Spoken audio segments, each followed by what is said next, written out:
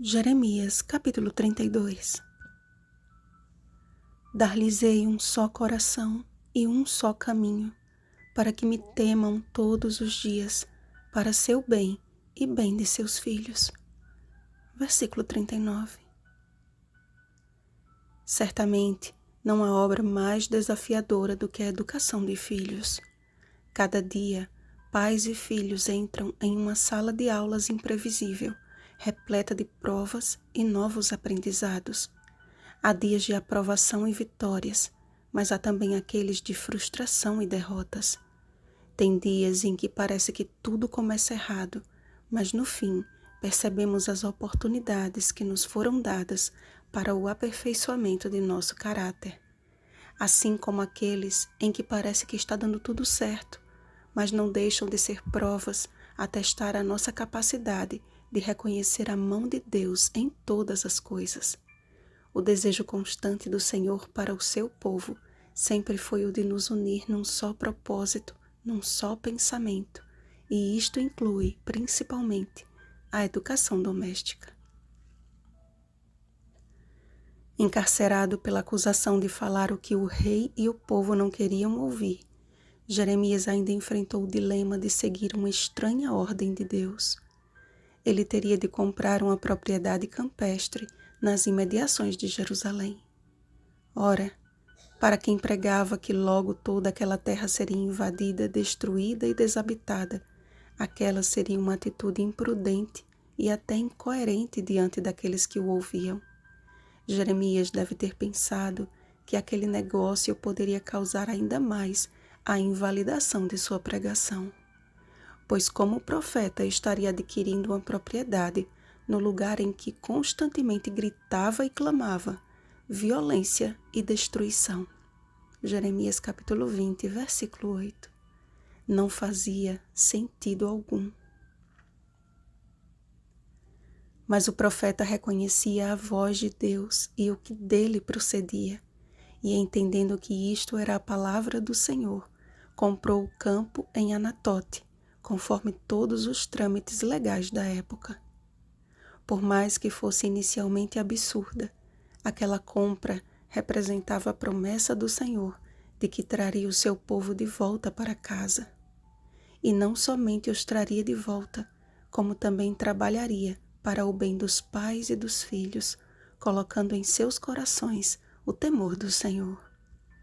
Aqueles que antes foram a causa da ira e da tristeza de Deus se tornariam o motivo da alegria do coração de Deus. Aquele campo, portanto, significava a promessa de amor de um pai que não desiste de seus filhinhos. Existem momentos em que parece que a vontade de Deus não faz muito sentido dentro do contexto em que vivemos. Como Jeremias, desejamos que o Senhor nos esclareça o que para nós parece obscuro.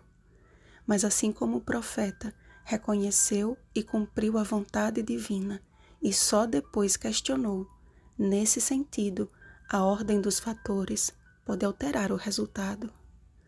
O nosso relacionamento pessoal com Deus define as nossas ações diante dos dilemas da vida.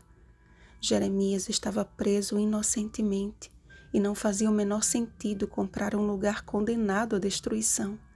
Mas apesar de suas limitações, apesar de suas dúvidas, ele obedeceu simplesmente porque aquela era a vontade do Deus a quem amava e servia.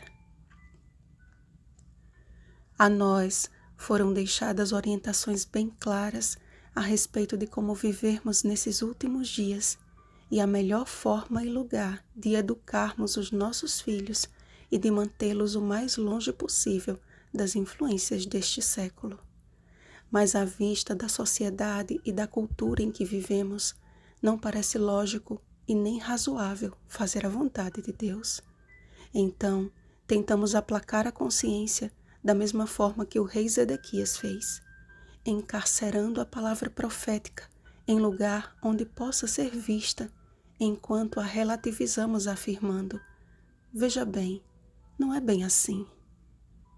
O que acontece conosco é que temos medo de sair de nossa zona de conforto e de sermos ridicularizados, tal qual foi o profeta.